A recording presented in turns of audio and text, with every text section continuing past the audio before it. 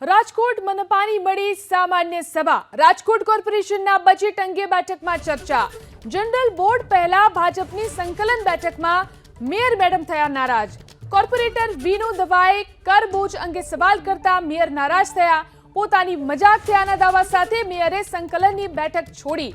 બેઠક છોડનાર મેયર મેડમના ભાજપ પ્રમુખ અને ચેરમેને મનામણા કર્યા। કમિશનર શ્રી સ્ટેન્ડિંગ ચેરમેન શ્રીએ એવું બજેટ રજૂ કર્યું કે રાજકોટની જનતામાં સારામાં સારો ફાયદો થાય એવું બજેટ રજૂ કર્યું છે। રાજકોટના વિરોધ પક્ષના નેતાને જો જનરલ બોર્ડમાં બજેટ બોર્ડમાં બોલવાની ના પાડતા હોય, આથી કોઈ નિમ્ન કક્ષાનું હોય જ ના શકે, પણ એની પાસે અપેક્ષા શું રાખીએ? રાજકોટના પ્રથમ નાગરિક મેયર, માન્ય મહિલા મેયર, જેનું પણ એની સંકલનમાં અડધી કલાક પહેલા ઘોર અપમાન થયું, માન્ય મેયરશ્રીને સંકલન સમિતિ છોડીને જતું રહેવું પડ્યું, એટલું અપમાન થયું, ત્યારે આની પાસેથી અપેક્ષા રાખવી એ પણ ખોટી છે।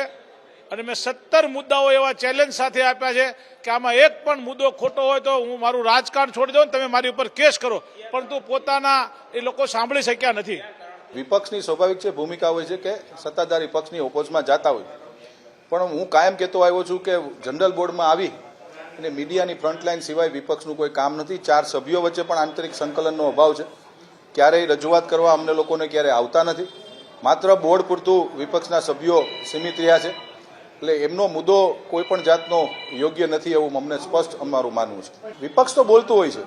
માનનીય મેયર શ્રી નયનાબેન પેટડિયા રાજકોટના વિકાસ કામોને આગળ વધારી રહ્યા છે અને અમારી સમગ્ર ટીમ ભારતીય જનતા પાર્ટીના 66 કોર્પોરેટરો અમે સૌ સાથે ખભે ખભા મિલાવીને કામ કરી રહ્યા છીએ। સંકલનની બેઠકમાં જે મુદ્દા હતા તે મુદ્દા ઉપર ચર્ચા થઈ ગયેલી, પછી ઓફિસની અંદર મારે કામ હોય તો તે કામકાજ અને તે પાછું આજે બજેટનું જે રિપોર્ટિંગ કરવાનું હોય તો તેના માટે થઈને થોડીક વધારે કામગીરી હોય તો સંકલન બેઠક પૂરી થઈ ગયા પછી હું મારી ઓફિસની અંદર પાછી જે કામગીરી કરવાની મેયરને થતી હોય તે કામગીરીમાં જોડાઈ ગઈ હતી। એવો કોઈ મુદ્દો થયો હોતો નથી, કેમ કે કોઈ મનદુખ મને થયું નથી, પાર્ટીમાં કોઈ મનદુખ મારી સાથે આજે થયું નથી, એટલે મનાવવાનો કોઈ પ્રશ્ન છે નહીં।